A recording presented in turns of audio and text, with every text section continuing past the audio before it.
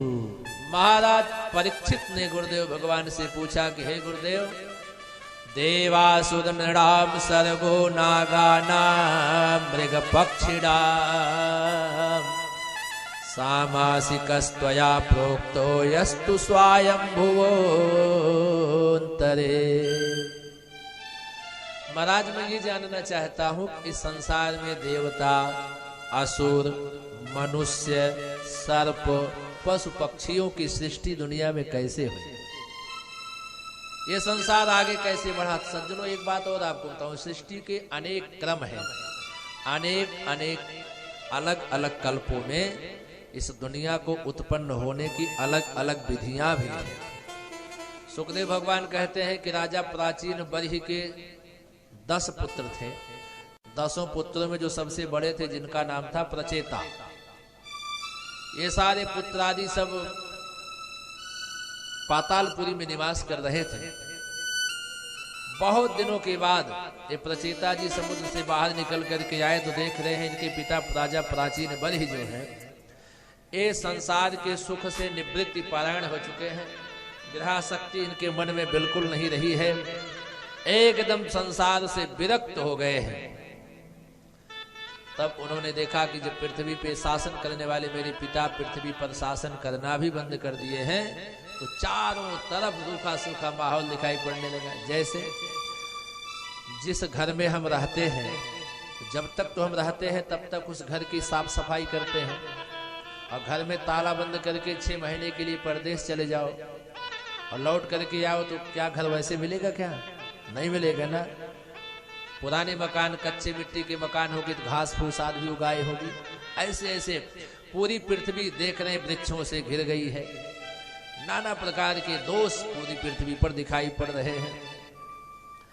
तब प्रचेता को क्रोध आया और उन वृक्षों को जलाने के लिए उन्होंने शाप देना चाहा, ऐसे हम वृक्षों को अब जला देंगे। तब उन्होंने अपनी शक्ति से वायु और अग्नि की उत्पत्ति की। उस पृथ्वी को स्वच्छ करने के लिए इन्होंने सबसे पहले अग्नि की उत्पत्ति की, फिर वायु। अग्नि जलेगी, हवा चलेगी न, तो अग्नि चारों हवा के माध्यम से फैल जाएगी, सारे वृक्ष जल करके समाप्त हो जाएंगे। तो वृक्षों के स्वामी है चंद्रमा। चंद्रमा ने जब देखा कि प्रचेता इस प्रकार से कर्म कर रहे हैं, तो उन्होंने उनसे प्रार्थना की कि नहीं भैया, हे महाराज प्रचेता, आप ऐसा काम मत करो। ये जो वनस्पतियों की उत्पत्ति की गई है, इससे प्रजाओं का कल्याण है, इससे सारी दुनिया का हित होता है। जैसे संसार में अगर पेड़ पौधे ना होते तो हमारा आपका जीवन इतना शुद्ध होता। वनस्पतियों से हमको प्राकृतिक सुख मिलता है, इसलिए आप इन पर क्रोध मत कीजिए।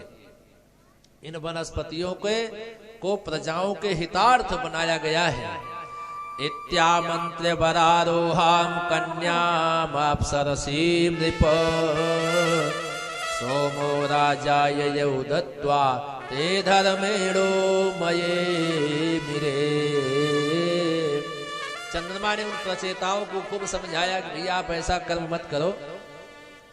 कहा अगर आप सृष्टि विस्तार करना चाहते हो तो मैं उसका उपाय बताता हूं। एक प्रमलोचा नाम की अप्सरा को उन प्रचेताओं को समर्पित करके चंद्रमा महाराज चले गए। उन प्रचेताओं ने प्रमलोचा नाम की अप्सरा का वर्ण किया। बाद में उन्होंने उससे दक्ष की उत्पत्ति की। अब बताओ, एक कल्प की कथा आती है कि दक्ष जी ब्रह्मा जी के पुत्र हैं, और इस कल्प की कथा यह है कि प्रचेताओं ने प्रमलोचा नाम की अप्सरा से दक्ष जी की उत्पत्ति की।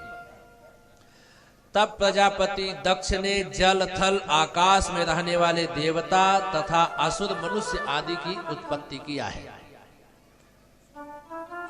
कुछ दिन बाद दक्ष जी को जब ये दिखाई पड़ा कि जिस प्रकार से मैं सृष्टि को बढ़ाना चाहता हूं, उस गति से सृष्टि बढ़ नहीं रही है, तो दक्ष जी क्या करते हैं, वह अपने ही नजदीक विंध्याचल पर्वत पर जाकर के घोर साधना किए।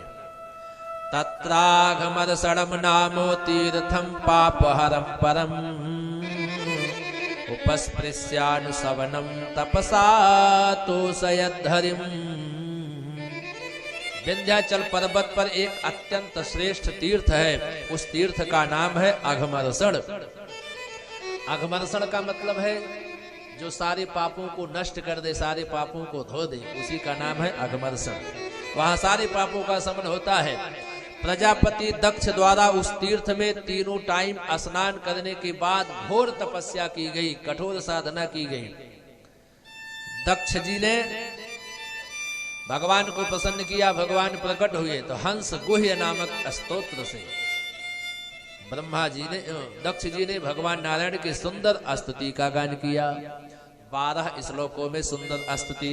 आइए हम प्रथम श्लोक का दर्शन करते हैं।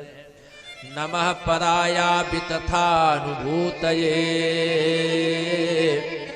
गुणत्रयाभास निमित्त बंधवे अदृष्टधाम्ने गुणतत्व बुद्धिभिर् निवृत्तमानाय दधे स्वयं भुवे।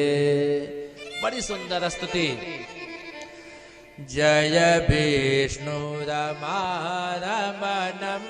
परमं जय पाहि प्रभाकरहितधर्मं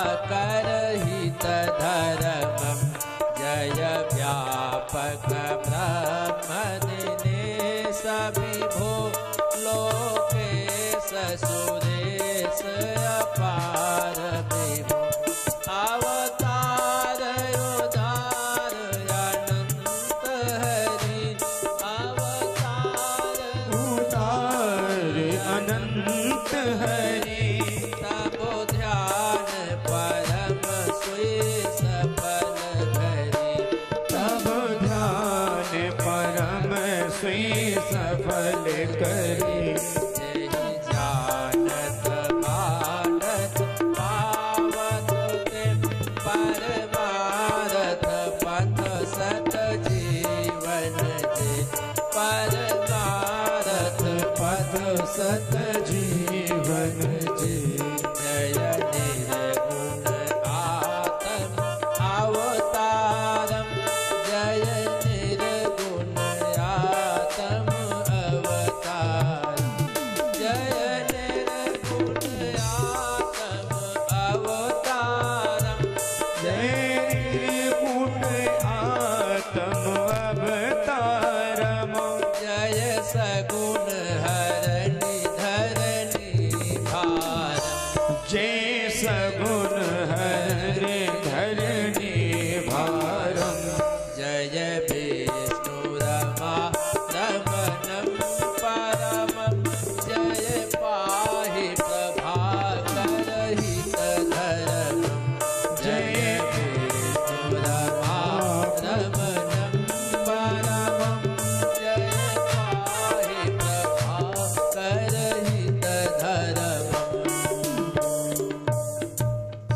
12 श्लोकों से भगवान श्री हरि नारायण की सुंदर स्तुति का गान किया, तब भगवान प्रसन्न हो गए।